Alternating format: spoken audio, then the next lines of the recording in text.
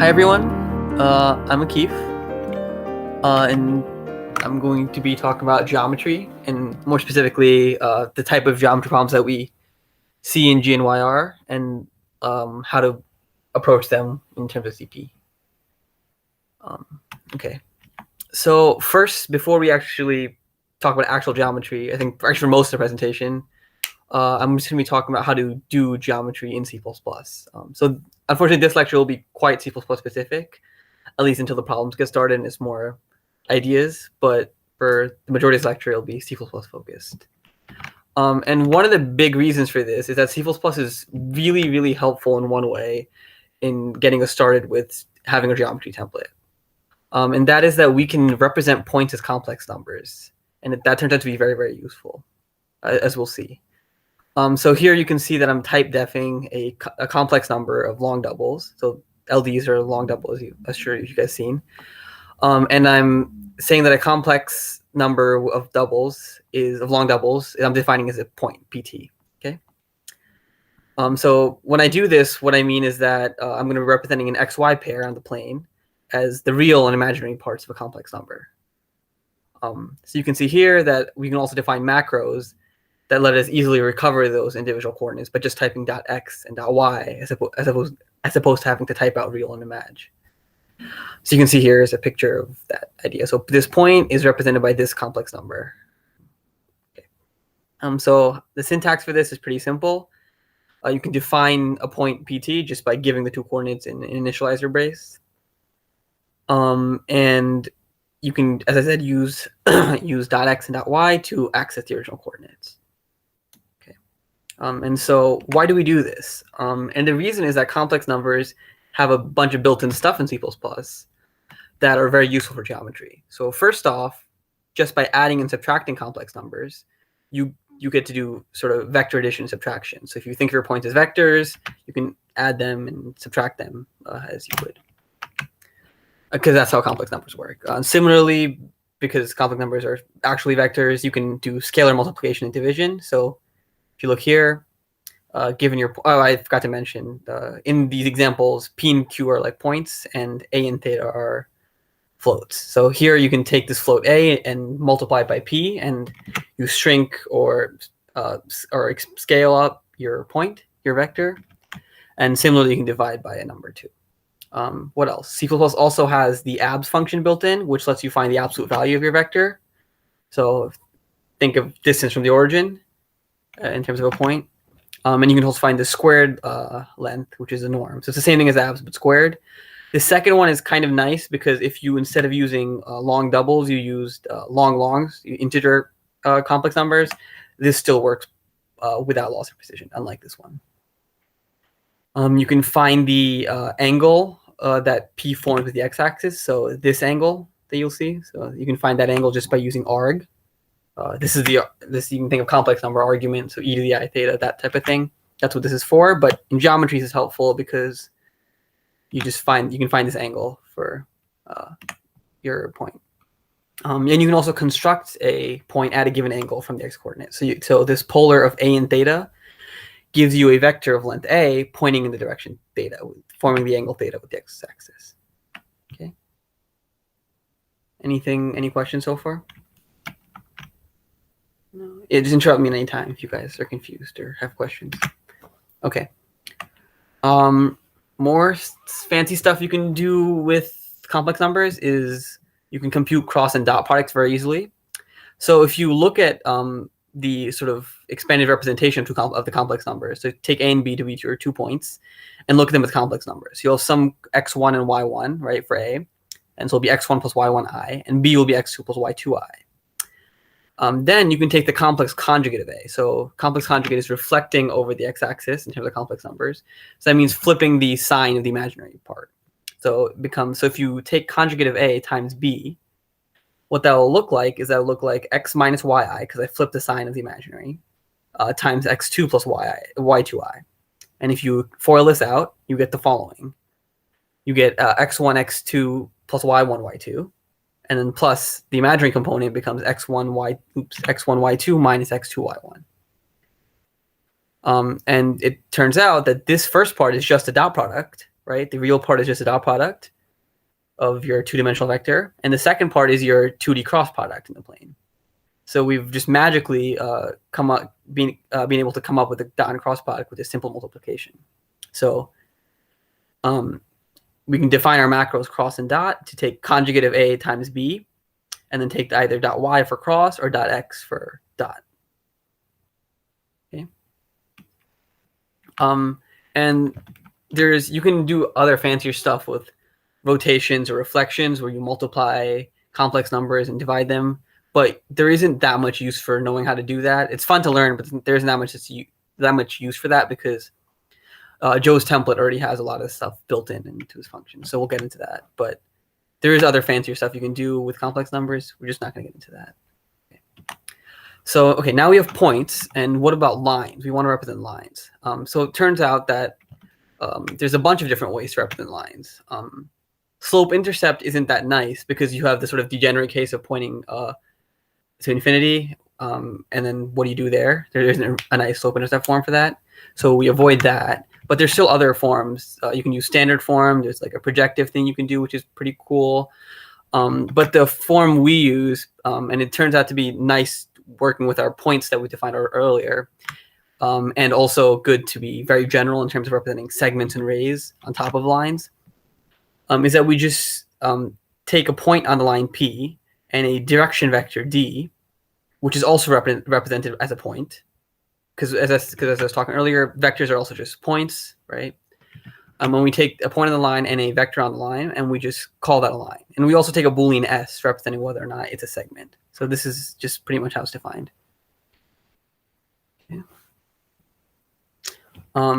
Yeah, and so if you look here, we have a line, and take A and B to be any 2 points on the line. Then we can think of, and you can just take your P from the struct earlier to be, let's say, A, and your direction vector, which is pointing the direction of the line, can be just B minus A, right? So then B minus A, that will become a vector, which points alongside the line.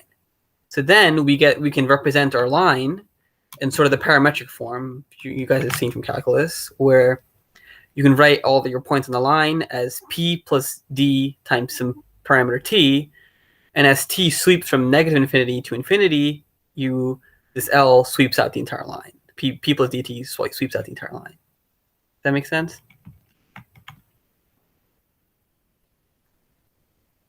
Okay. What about a segment? So a segment is very similar, but here A and B are not arbitrary points. They're going to be the endpoint of your segment. So then you take P to be your A, and then your D, your direction vector, is B minus A. So here your D is not just a direction of your line segment. It also indicates the length of it, indicates the size of it. So D is sort of your jump from A to B, from your endpoints of the segment. So then your points on the segment are also swept out by, again, P plus dt. But here, T only sweeps from 0 to 1. And as it does so, it sweeps out the entire segment. So 0 is here and 1 is here. Right? Okay.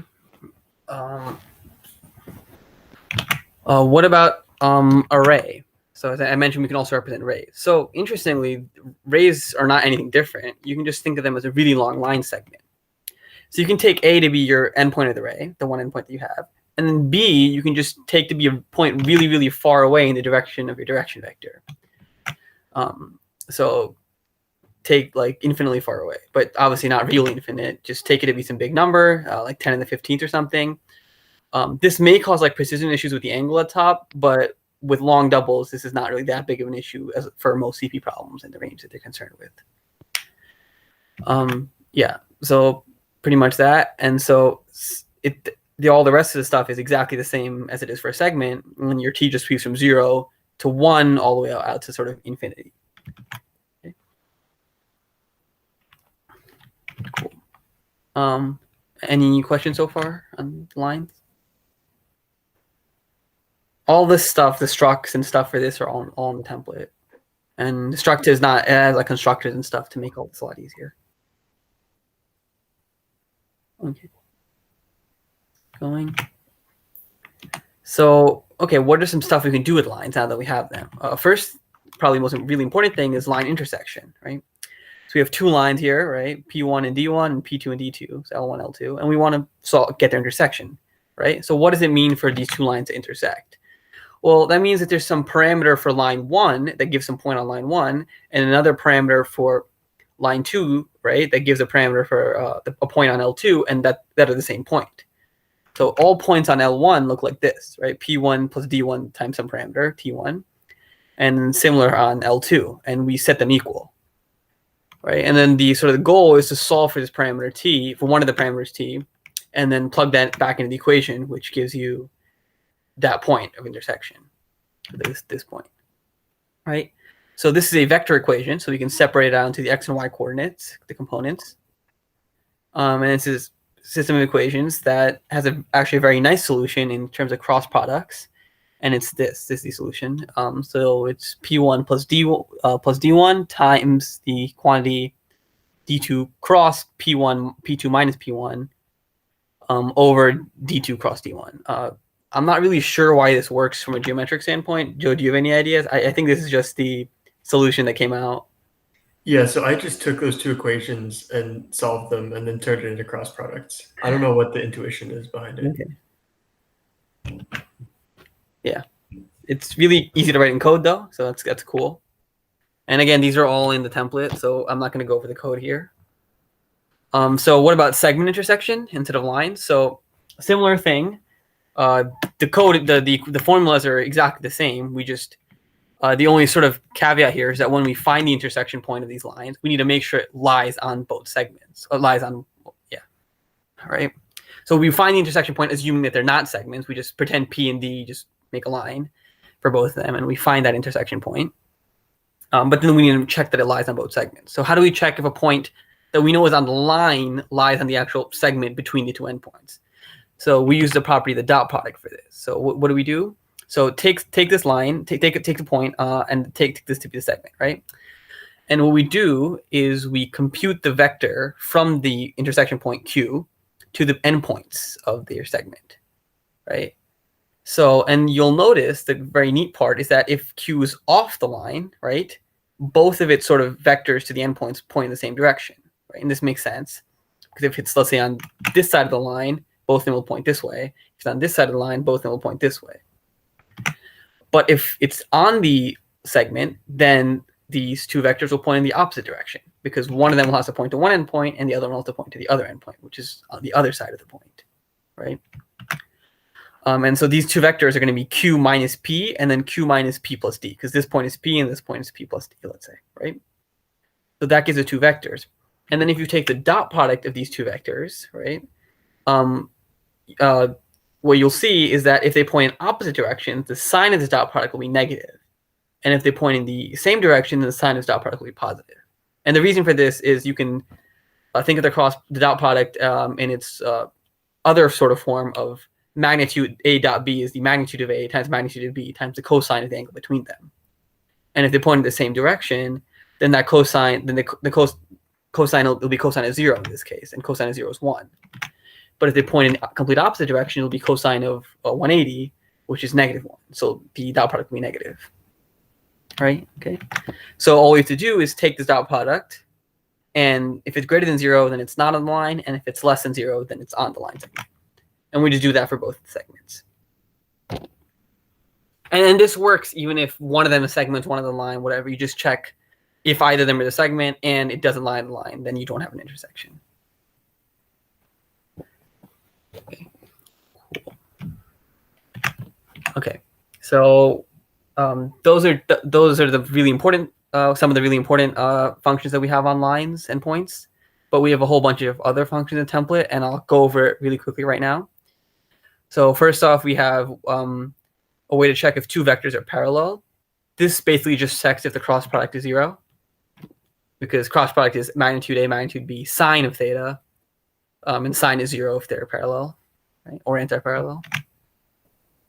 One thing we haven't talked about yet, I'm not sure if it's in the slides later, is you have to be really careful about epsilons with all these equations. So like when you're checking if something is 0, you don't want to like check equals 0. You want to check like the absolute value is less than some epsilon. We usually use like 10 to the minus 12, I think. But you have to be really careful about that, these problems. Yeah, and I think Joe's template has a z function which does that automatically for you. instead of checking equals 0, you just wrap it in Z. Yeah, so I guess in parallel, I think, remember the code is cross product Z of the cross product, which is checks if it's close to 0, right? We have a function which returns whether a point is above or below a line. And it's like a consistent way of thinking about that. I think what you do is you rotate the line to point in the x direction, positive x direction, and then check this above and below, right? Then we check whether or not a point is on the line. And I think we do that is by checking whether the two vectors that point the point to the two endpoints of the line are parallel, right? I think that's how we do that. Yeah, and it also does the segment thing you just talked about if the line is a segment. And we also have a way of finding the closest point on a line. And the way this works is that it projects P onto the line. And then the way it projects it sort of rotates the plane to make the line in the x direction, finds the x component, and then rotates it back. And then it also checks whether or not the endpoints of the segment, if it is a segment, are closer. Then we have a function that finds a distance from a point to a line. And this just uses this function and gets a distance between that point and P. Then we have a function reflecting a point P over a line. And this finds the closest point of the line and just sort of goes through it to the other side. Then we have a way of reflecting a ray off a line. So think of a line as like a mirror, and we're shooting a ray of light at it, and we want to reflect it off the laser. And if the ray is pointing in a completely different direction, then it doesn't do anything, it doesn't reflect at all. Okay, yeah. Cool. Any questions on that stuff?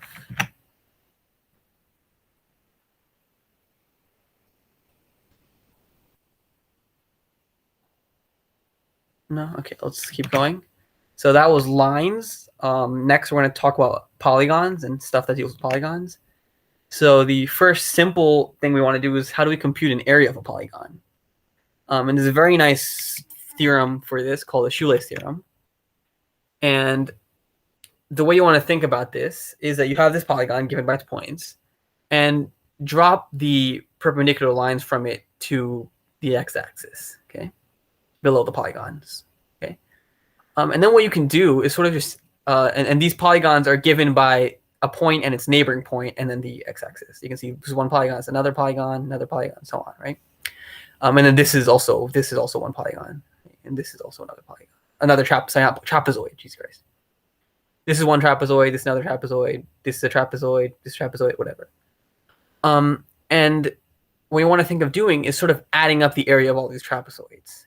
And so you add up this trapezoid, this trapezoid, this trapezoid, and then when you get to this trapezoid, you have to be a little careful. So we're not just adding up the areas, we're sort of adding up the oriented areas. So these guys, this sort of points in the right direction, and we sort of take that to be a positive trapezoid. Right, so if we go to the right, we take it to be a positive trapezoid, let's say. So this is positive, positive, positive trapezoid. But then this guy, because we're pointing left, we take it to be negative trapezoid. And that lets us sort of subtract out this area. And then this is also a negative trapezoid. So we subtract out this area. And you can sort of see that these negative trapezoids cancel out the area outside the polygon that we've added from the positive trapezoids. And so when we add all this up, we get the actual area of the polygon. Yeah, I'm not sure how to prove that this trapezoid intuition, even though it's a really nice intuition, I'm not sure the proof for making that work. There are other neat proofs that I do know. There's one on Green's theorem that works nicely for this. Yeah. Nice. But yeah, this I think is pretty intuitive onto why it works.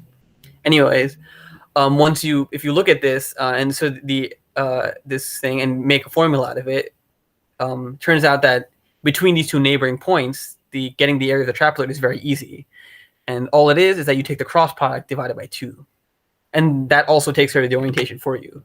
So you just basically add up all the cross products of the neighboring points, including wrapping around, and then divide that by 2. And take the absolute value in case you screwed up your original orientation. So in case sort of this was facing the complete opposite way, then you would have your positive and negative trapezoids mixed up, but you just take the absolute value, and that works out. Yeah, I forget if it's clockwise or counterclockwise that gives you a positive answer. But one will give you a positive answer, one gives you a negative answer. Yeah. And by the way, the reason it's called the Shoelace Theorem is if you write out the x coordinates in a column and the y coordinates in a column, then you sort of like do a shoelace sort of pattern to get all the cross products, the sum of all the cross products, I think. So let me show it to you in code to make it more concrete.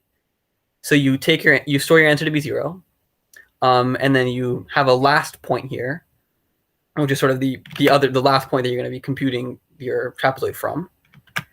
And then you loop over all the other points, and you set it originally to be sort of the last point of the polygon, the nth point, because you want to include the wraparound trapezoid.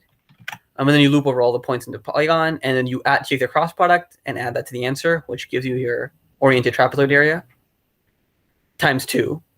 And then you update your last point. So then you keep on sort of moving along with pairs of adjacent points.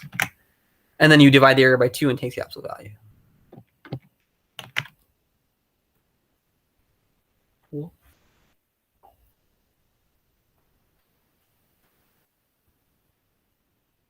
Okay. Cool.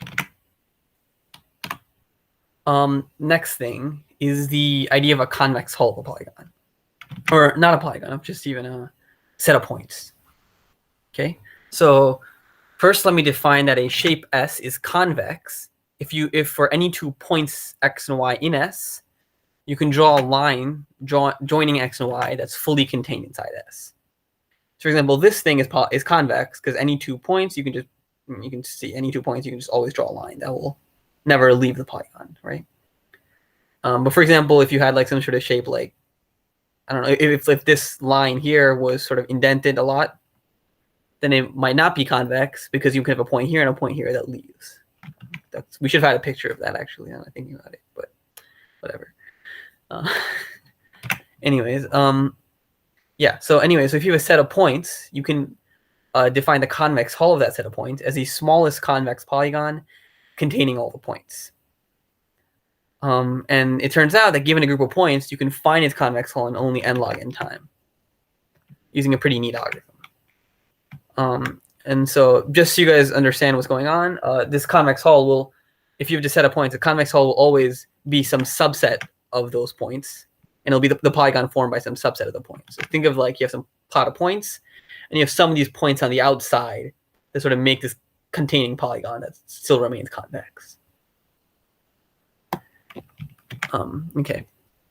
So given that, what you're going to do is we're going to go through all the points intuitively and sort of throw out the points that are in this interior region and only keep the points that will be on this exterior region and remain convex. And for it to be convex, what we need is that we're always sort of turning right. We're never turning right and then left again. So if we're always turning the same direction, it'll always be convex. Okay. So what we do, and so this is only for finding the upper half of the hull. Yeah. And so what we do is we sort all the points first by x and then by y, and we set the hull to initially be empty, and then we iterate over the points in that order I mentioned. So we're going to iterate over the points. So this is the first point, and this is the second point. And so we're taking these guys to be part of the hull, and then we take the next point, but we turned left here, right? We were turning right, and then we turned left. No, we haven't yet. We haven't yet. You're right. We haven't yet. My bad. We haven't yet. We take this point, so this is our hull so far, and then now we've turned left. And so now that we've turned left, we're like, okay, this is a bad point, so we're going to throw this out. Okay. And then we don't throw it out, we sort of throw out the point before it. So like we check that this turn, we throw out the turn, not really the point. Yeah, and then we keep going, and this is also a bad point, so we throw that out. Okay, now we're back to being a valid hull. And then we take the next guy. Oh shit, we're bad again. This is another left turn. So we throw that out. And then we keep going. This is okay so far. Oh no, this is a left turn, we throw that out. Next one, again a left turn, we throw that out. We keep going. Okay, now we're done, right? And how do we determine if we're making a right turn or left turn? we use a cross product. So if you have a vector if you have 3 points that make a turn, so a turn is like 3 points, right? If you have a vector from the first to the second, and from the second and from the first to the third, from the second to the third, you can use that same thing I mentioned earlier of the cross product being the magnitude of two vectors times their sine of the angle between them. And so if the sine is in this sort of half of the unit circle, it's negative. And if it's on this half, then it's positive. And that gives you and you can check whether or not it's positive or negative, and that gives you whether or not it's a right or left turn.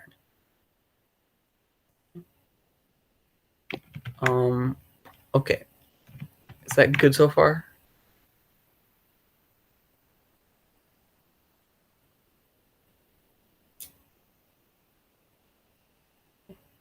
Wait, I think I'm wrong about that. I think that's one way to do it, but I don't think that's the way we do it, is it? I think we do like first to second and first to third, and then check if they point in the same direction. Yeah, I mean, it's kind of the same idea. Okay. Yeah. Anyways, yeah, that's that. And then we can basically repeat that for the bottom half of the convex hole. And the way we do that is we sort of just reverse order the points, and instead of going right to left, bottom to top, we just go right to left, top to bottom, and then that gives us sort of bottom half of the hole. However, notice that this sort of repeats some points, repeats the two endpoints. So to make the full hole, all you have to do is remove the last point from both these holes. So the last point here would be this guy, and last point here would be this guy, and then just join them in order, concatenate them. And this will always work, even if your convex hole is like 2 points or something. Yeah.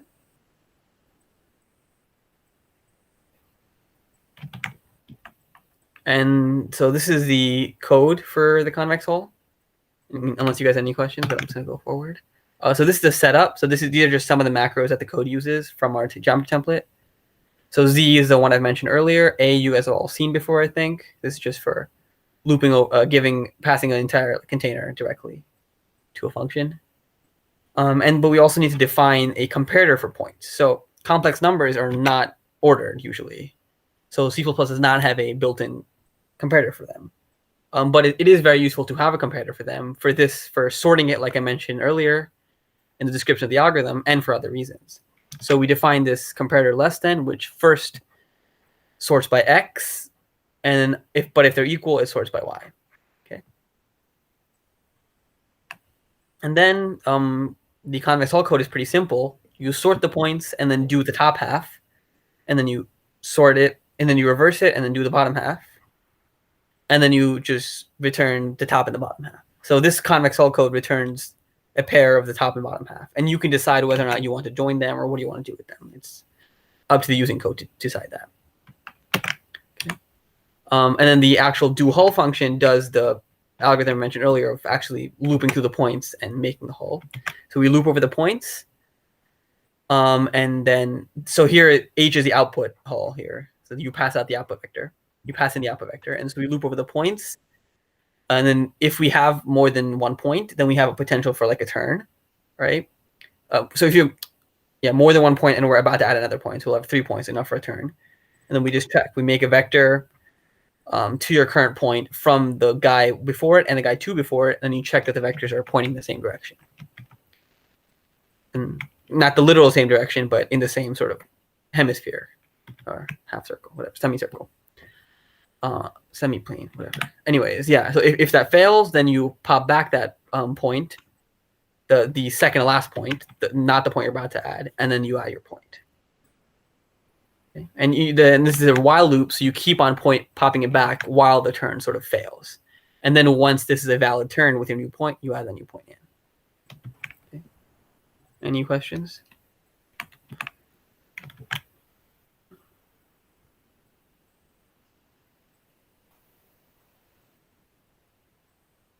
Okay. So we're going to get to problems now. We did not cover all the geometry template because there's a lot of stuff in there, but these are the most common stuff that you're going to be using. There's a whole bunch of other stuff, including stuff with circles or dynamic convex holes and stuff like that. But this is the core of it, I think, and let's get into some problems now. So this first problem is called Broca's point. This was from this GNYR, was it? No, No. this was like 2015 or something. Oh, okay. Wow. Don't even remember. Was from a GNYR.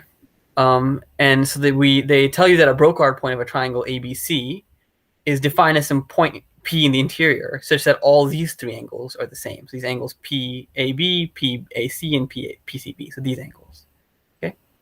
So you're given the coordinates for the points of these triangles, and they want you to find the Brocard point. Okay. So I'll give you guys a couple minutes to think about ideas. So these geometry problems are going to be quite difficult, I think. So any observations or stuff you have, or just even ideas, basic ideas, are great. So shout those out.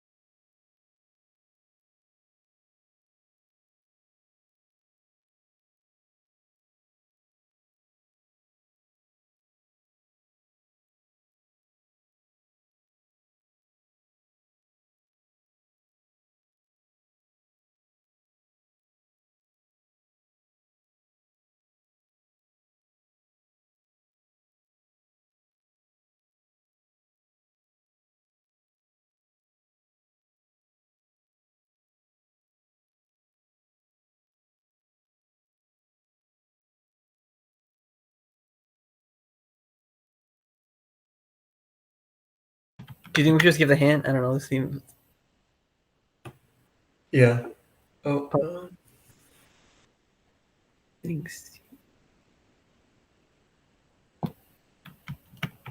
not sure I understand, but I just want to clarify. P is not the circumcenter or anything like that.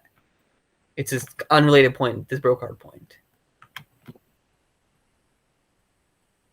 But maybe if some, I'm not sure I understand you fully though.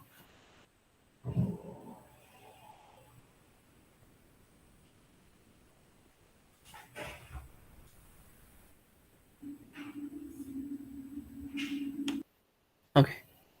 So yeah, I think I can give a hint. Yeah, I think I'll skip the hint. Okay.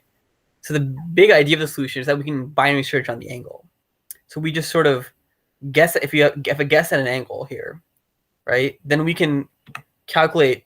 If you guess at this angle, we can calculate these lines, right? So this angle gives us this line from A, this angle gives this line from B, and this angle gives us this line from C.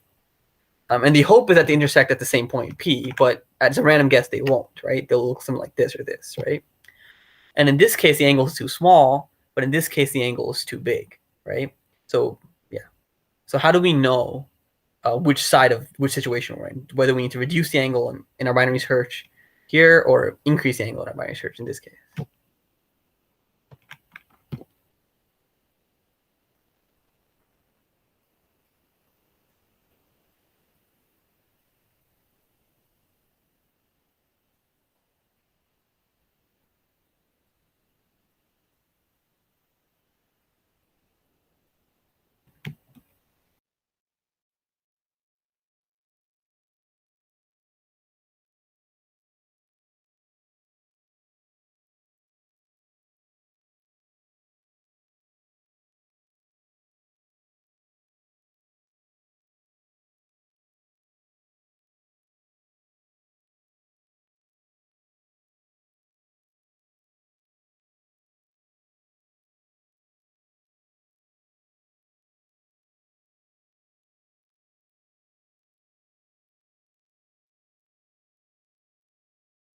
Yeah, exactly. So as Daniel said, if we look at the ray from say point A and the intersection of the other two rays, if the angle is too small, this intersection falls above this ray from A. But if the angle is too big, the intersection falls below this ray from A. So yeah, we can see here. We have this red ray from A that we're considering, let's say, just arbitrarily pick one of the points A, and then look at the intersection of the other two, and fall above or below, depending on if it's too small or too big. And the way we check this is we make these rays, right? Construct these rays. And then we compute the intersection of these two rays, Okay, that's the red point here. And then we make another array from the original point A, which is to that intersection point, which is this blue line. Okay, and then we can just take the cross products as blue and red arrays to see if the blue guy falls above it or the blue guy falls below the red one. Because again, remember, cross product is AB sine theta, magnitude A, magnitude B sine theta. So this angle will be, if you take red cross blue, this angle will be negative, and this angle will be positive. And so just check the sign of the cross product, and that gives you which half to recurse on. Make sense? And you could also just use the above line function we have in the template to do this.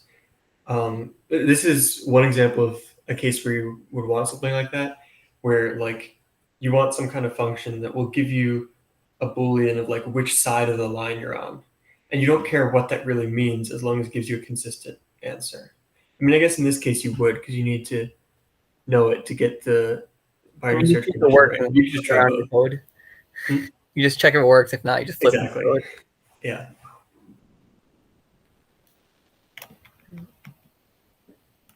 Okay. Good. Okay.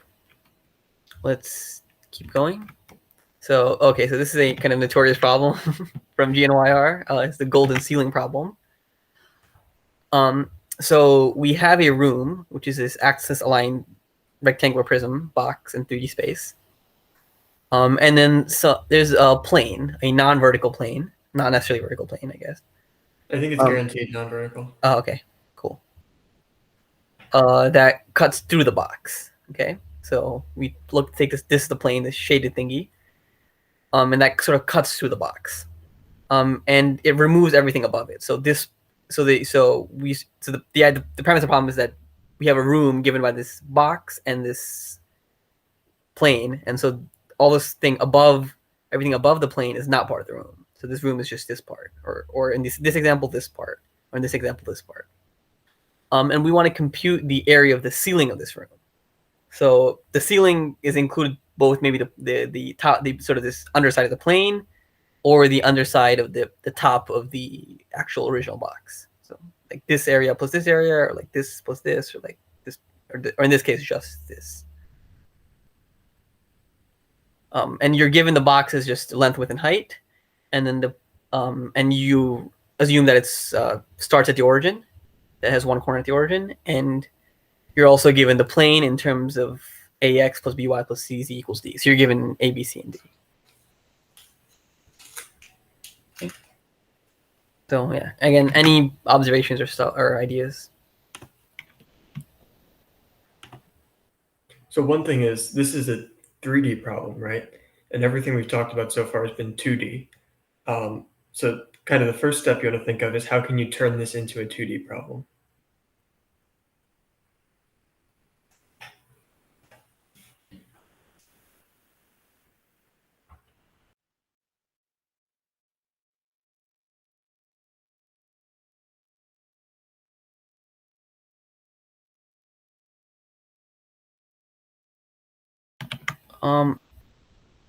Z equals h to get the equation of the line through this ceiling.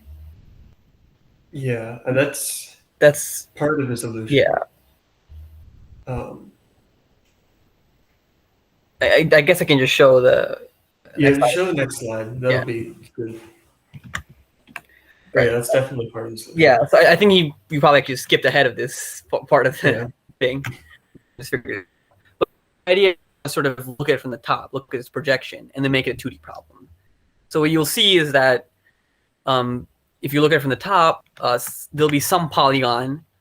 I think always a triangle. Is that right? I don't know. Maybe not. No. That's it might be like the shape of the bottom.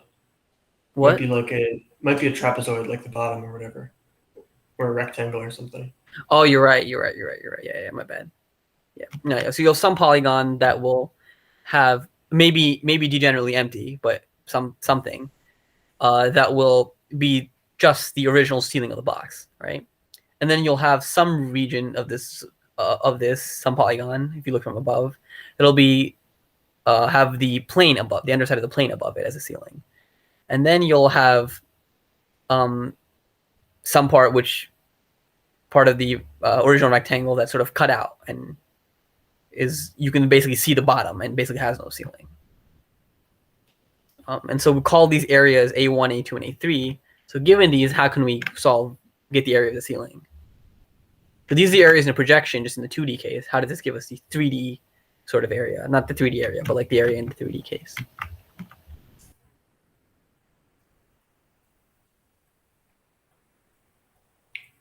So again, assuming we've already computed A1, A2, A3, how do we get the answer?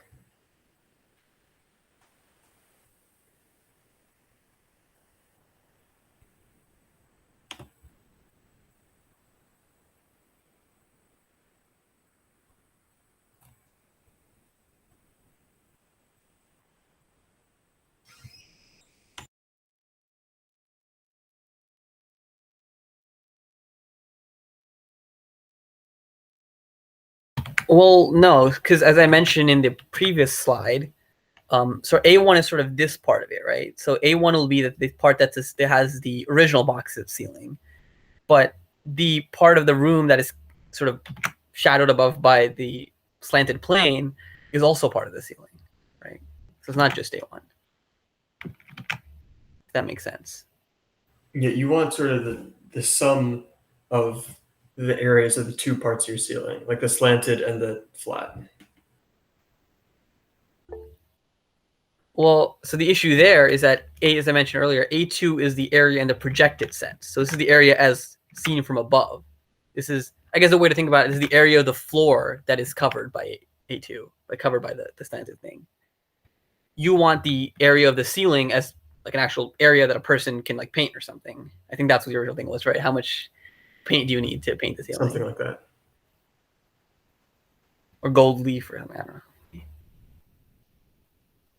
So yeah, I think that's a good way. So A2 is like the part of the floor that's shadowed by the plane, whereas you need the sort of painted area of the actual thing.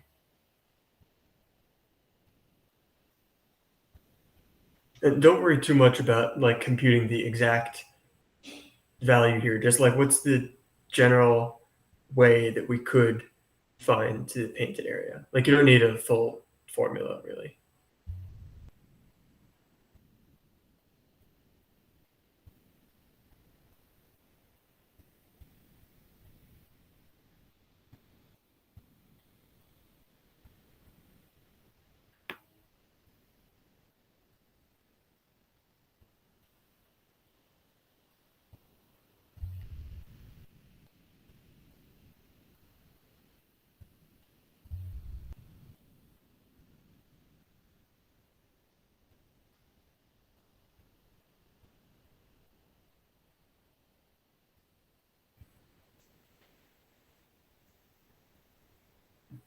I think maybe we go to the next slide here because we do have a couple problems left. Yeah. So it turns out that this shaded area is just a constant factor of this floor area.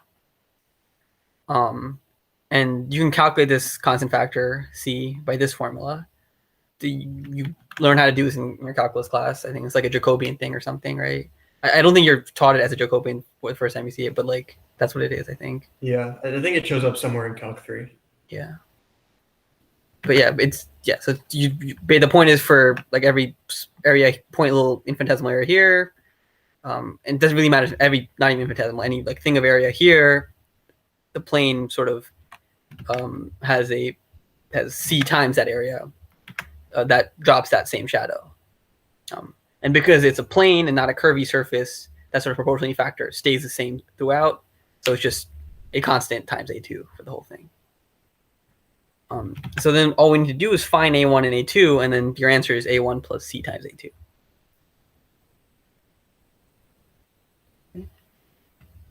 That makes sense. And I think Daniel gave sort of, I think, the next slide, right? So I think we'll just, for the most part.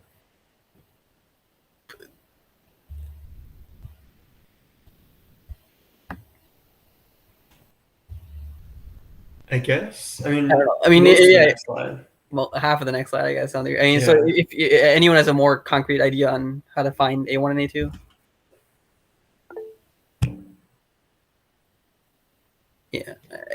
Pretty much. Pretty much. It's like 2/3 of it. Anyways, yeah. So let's just first look at A1. So as he said, we find the intersection of the plane and the top of the box, which is the red line. And yeah, and as he said, we basically set the z coordinate to h. That gives us a sort of equation of a plane, and we start equation of a line, basically, equation of a line, and that's the line, right? We plug it into the equation of plane, that gives the equation of a line. That's what I meant, sorry. And then the sort of secondary idea is that we take this line and find the intersection of this line and all sides of the box, as seen from above. And that gives us sort of this point and this point, let's say, right? And then we also want to find, let's say, this point. And if this part was, let's say, sloping over here, we also would want to find this point, right? And what we do for that is we just look at each corner of the box, and if the plane at that point, sort of extend the plane as an actual like plane in space, not just the small part in the box. If the equation of plane gives you a z coordinate above h, at least h at that point, then that corner is in your sort of polygon for A1 as well. And we put all those points in a vector. And then why do we need a convex hull for this? So, okay, you could do a lot of casework and do shoelace, or sort them somehow, I don't know. Yeah. But for a lot of these problems where like it's annoying to find out what the clockwise or counterclockwise order is, you can just do convex hull, and then that'll give you like a polygon you can take the area of. Because the top section is always going to be convex, which is important. Right. Okay. Yeah. So you take the convex hull to get the correct order, counterclockwise or clockwise ordering of the thing, and then we do shoelace to get the actual area of A1. Yeah. So what about A2?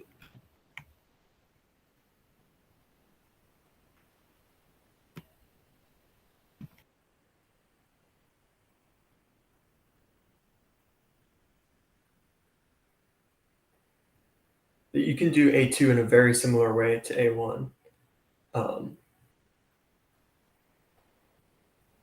with one, I guess, little trick at the beginning.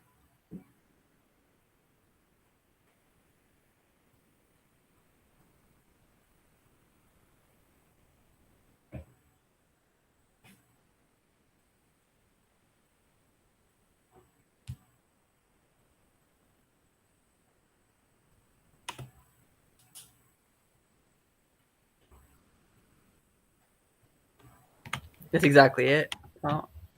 Yeah, exactly. Honest. Yep. Why isn't this working? Okay. Yeah.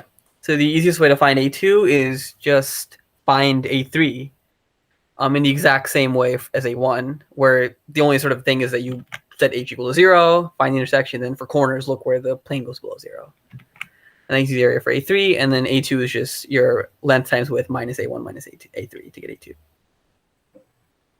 That's pretty much it. Okay. Any questions? Oh, okay, let's keep going. So our next problem is called cutting the cake. So you're given a triangle, and you want to find a line which splits both the perimeter and the area in half. And it's guaranteed that at least one such line exists. So here you see examples of lines that do this. And yeah, you just find one such line that works. Okay. So again, there's a couple steps here. So any observations or ideas? Good.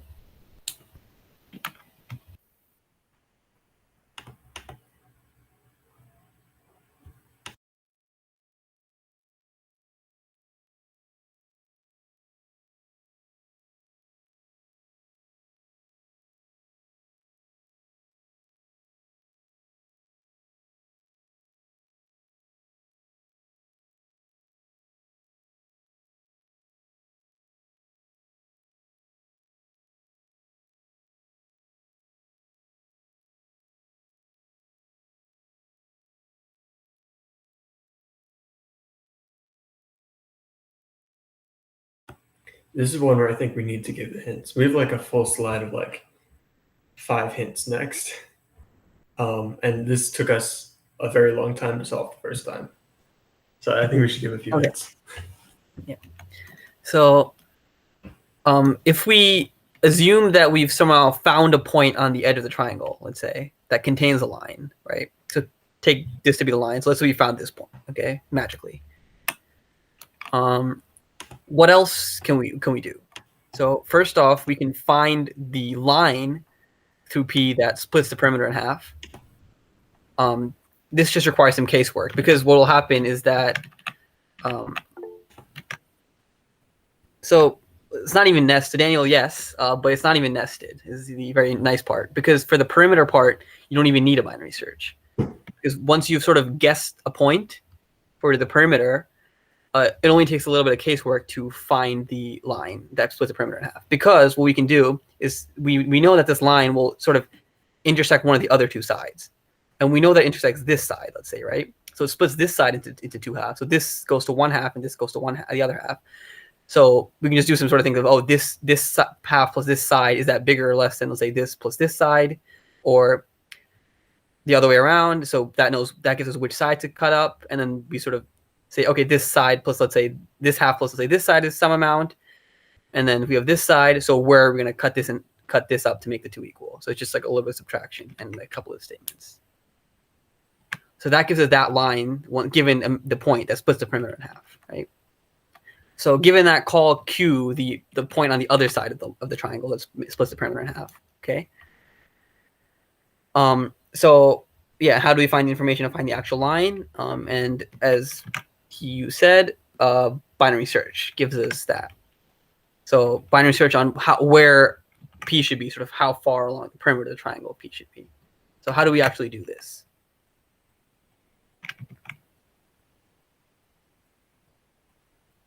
Yeah, this is kind of the same thing we were getting at in the Brocard point problem, where like, how do you know? Well, I mean, this is even harder than that, because you don't really know what the bounds of your binary search are, and also like, how do you determine whether to like go up or down in your binary search?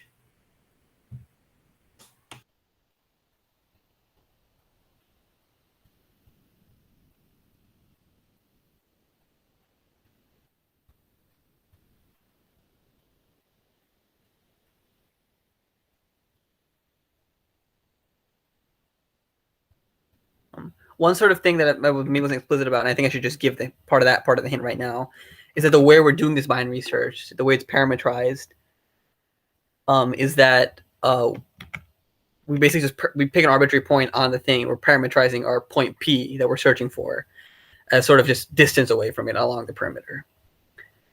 And binary search lets you do that because it doesn't really care how discontinuous or stupid your parameterization is, as long as it's monotonous. Choose a point in the center of the triangle and binary search any angle. I'm not sure about how you would do that.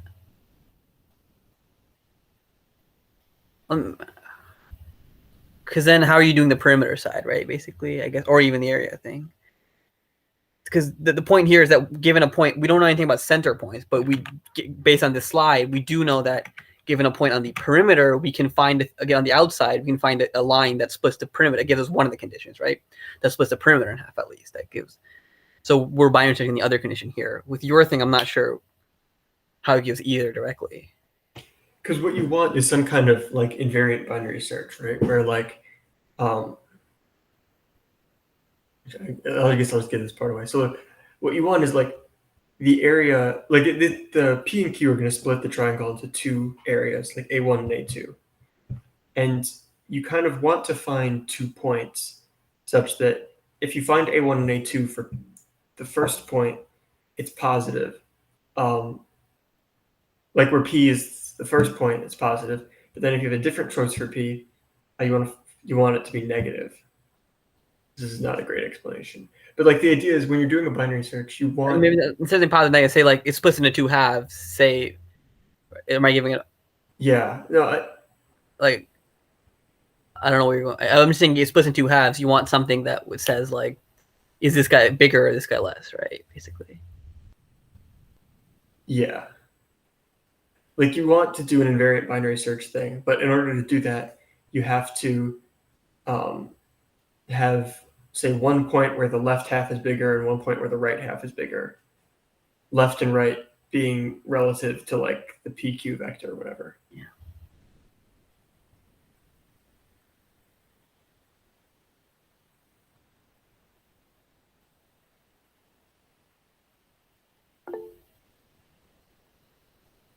Yeah. Exactly. Yeah. Yeah. And so the thing is, we just do it basically. We get the areas. So, and there's only one nice trick after that. So we pick some arbitrary starting point A, and let B be the sort of the Q point for, right? And this splits, as you said, we know because the way we define the P and Q points, this splits the perimeter in half nicely.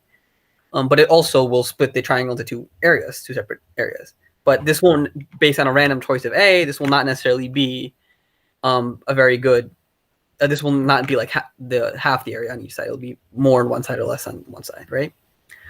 But the sort of nice trick is that if we sort of think of a different choice of A, instead of A being this point, it'll be the Q point for the original A. And then we sort of think of it going the other way, then what happens is that your x1 and x2 sort of switch places, your two areas, right? And if you think of the function x1 minus x2, in this case, it's positive, let's say, and in this case, it's negative, or whichever, or the other way around. So, and you can sort of think of continuously varying A along the perimeter. And so based on the intermediate value theorem, some point in the middle must be 0, which is what we want for x1 to equal x2, right? And then in which case, we've solved the problem, right? And so if we have this thing and we sort of binary search in the range of this versus the swap thing, so A here versus A here, we know that it'll be 0 somewhere in the middle. And so we can just binary search that way. We fix our point P in that range from A to B. And then for each P, we calculate this line as we've described earlier, and then find these two polygons. And then just by the intersection points. And then as Joe said earlier, we use a convex hole to get them in order because these will obviously be convex polygons already. And then use shoelace to find the area of these two things. And then we binary search on whether or not this guy's bigger. Let's say x2 is bigger than x1.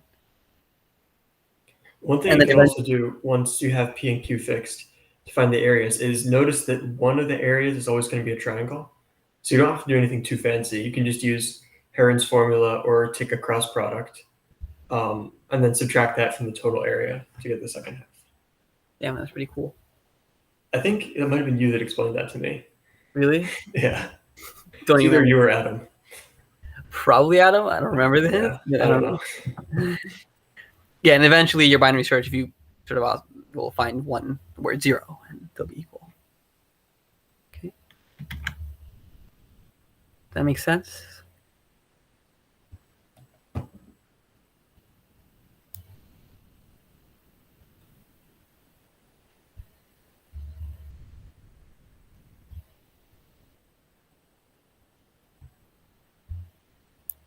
Cool. Next problem, tanks and pipes. So this is another very annoying problem, but it's pretty cool. So we have a pipe P represented by like a little cylinder here, which leads into a cylindrical tank C. So it's like figure A here. So this A sort of interfacing, this cylinder C is interfacing with this pipe P. But this pipe may be horizontally offset. These are flipped. This should be in figure B. So maybe horizontally offset as in figure C here. Right, so you can see so that the interface is kind of stretched out here, or maybe tilted vertically as in here, or both. And so this interface, kind of the intersection of P and C, sort of maybe kind of wonky shape. But anyways, you want to find the arc length of this intersection. Okay. And you are given the radius of your pipe, the radius of the cylinder, this horizontal offset D, and then this vertical slope V. So to better understand those numbers, here's a better diagram. So from the side view, you can see that this slope V gives us sort of just literally the slope of this thing. And from the top view, you can see you're given this radius of the cylinder tank, the radius of the pipe here, and the distance that this sort of radius of the pipe is offset from the center of your tank. Okay. So yeah, again, any ideas? This is a very in-depth problem.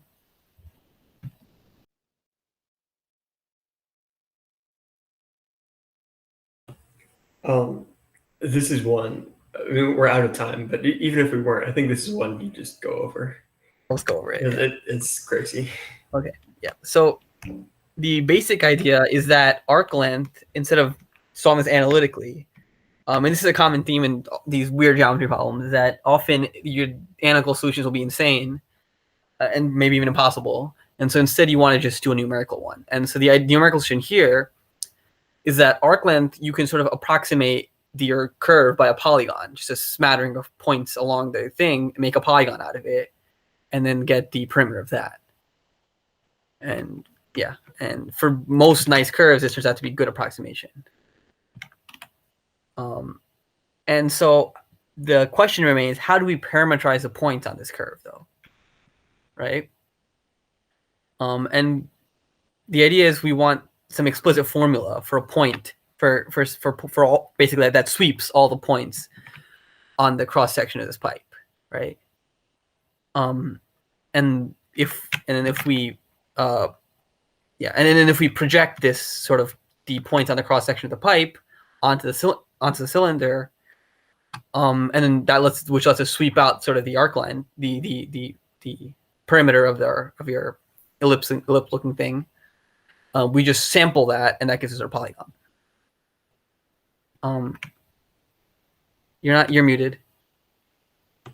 The idea is you're kind of parameterizing it by the angle with respect to the pipe. So like the cross section of the pipe is a circle, and you're going to take like really small theta intervals around that pipe, and you want to kind of project it backwards until like you're on the surface of the bigger cylinder.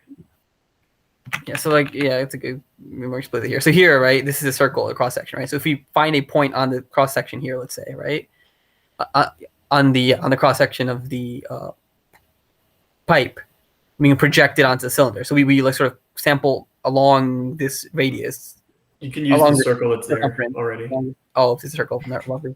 Along the circumference, right here, we can sort of project them onto the cylinder, and that gives us our sort of sampling on the arc length.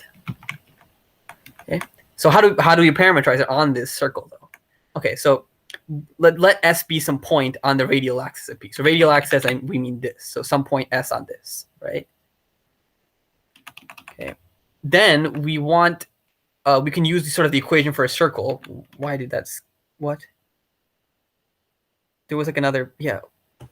Oh, I don't know. Sorry. Okay, I'm saying. So given this point S, right, we want to parameterize by theta along this sort of circle the actual 3D point, right? So the way we do that is we think of the equation, the parametric equation for a circle just normally on the plane. What is that?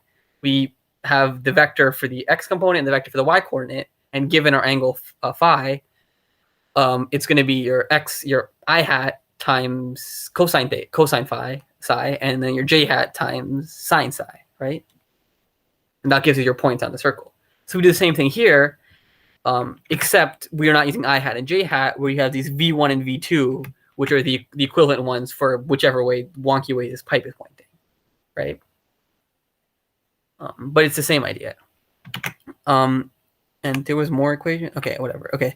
And so again, given this, it's not psi. What is this? Phi. Can you go back to the LaTeX one? Like go. I don't know. Yeah, there. This is second. You had this later in the animation. I didn't do the slide. I don't know. Okay. Anyway. Yeah. I think. So, yeah. And so what we want to do is sort of expand out V1 and V2 here, basically, right? So V1 here will just be one of your normal unit vectors because we don't move in the vertical direction, right? We only offset in the horizontal direction. So this will just remain your unit vector in the up direction, which is good. Although that should be sine. I'm not sure why we did it that way. It doesn't really matter. It will just shift your parameterization, but I'm not sure why we did it that way. Anyways, yeah, so that's that. But if we shift in the horizontal direction, that sort of and we are also tilted, that sort of screws with the other unit vector. And if you do out the math, it comes out to be this. You're basically sort of, I think, yeah. So pointing, yeah. Yeah, so this is like a lot of like math and random variables and stuff. But basically the idea is you have your circle, that's the pipe, right? And you just want to get a lot of points equally spaced on that pipe. That's all we're really doing here. And so we have this angle theta, which is very representation of the slope v, basically, right? And that gives us how much our actual second unit vector is sloped, basically. Right? So we can actually calculate our other unit vector just by looking at the slope of your original thing, and again using the same cosine I hat sine j hat thing, and that gives us this. But they're given the vertical one, so that's again, as I mentioned, we can sort of rotate it by pi over 2 to get the other way around. But that's pretty much it. Okay. Yeah, I was wrong about the horizontal offset. That doesn't contribute. It's just that it's vertical. That's why we have it this way. It's because it's vertically slanted, so that affects this vector. Yeah. Okay. So okay, now that we have all these points in the circle, how can we like project them backwards onto the cylinder is the last thing. Yeah. And so that's actually not that difficult, I think, compared to this part. Mm-hmm. What happened? That was what? Okay. Yeah. So I don't think we have formulas for that. We just have code for that.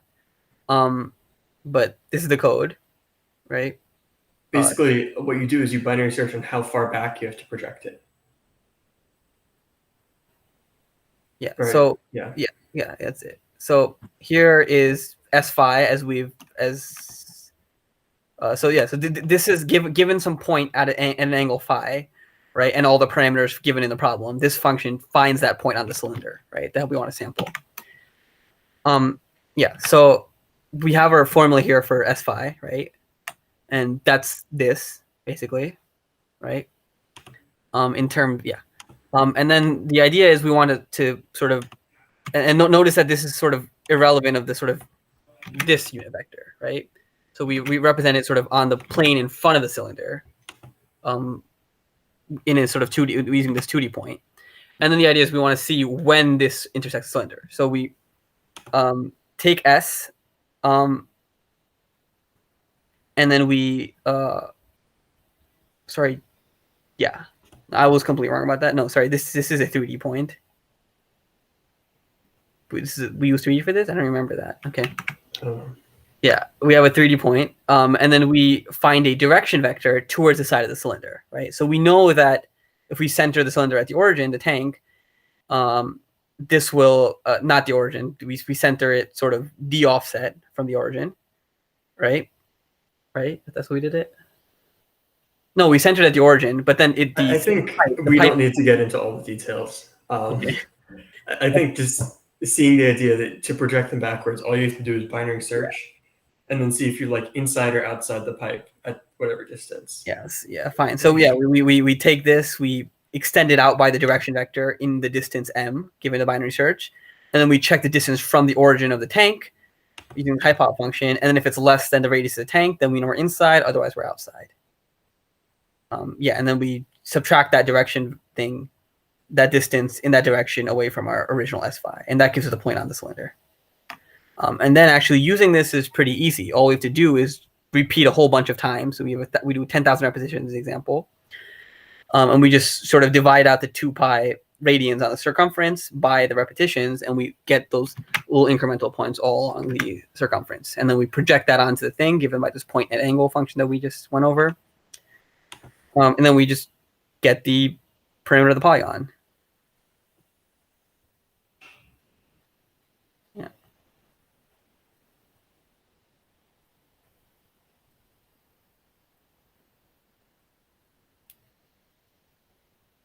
Any questions? There's a lot here, so sorry if it was muddled. I mean, if you're not sure about all the details, just the basic idea is the way you do it is you generate a lot of points in the circle equally spaced, and then project them backwards onto the pipe using a binary search. So the actual concepts aren't bad here. It's just implementing it and setting up all the variables properly is very difficult because you have to work with all this 3D stuff. But the actual like algorithms behind it are not that complicated. Yeah, that's like a common theme. Often these numerical ones will have very easy conceptual solutions, but there will be devils in the details type thing. I think last GNOI, right, there was one with the shooting rays and to calculate the area of some weird polygon and or some circle or something. Remember? Oh, I think it was 2 years ago, but yeah. But by last, I mean like not this. Not the oh, yeah, okay. Sorry, yeah. Yeah, the centered one? Yeah. So yeah, this is again a common thing in GNOI where simple numerical things will often work. It's just hard to get them to work.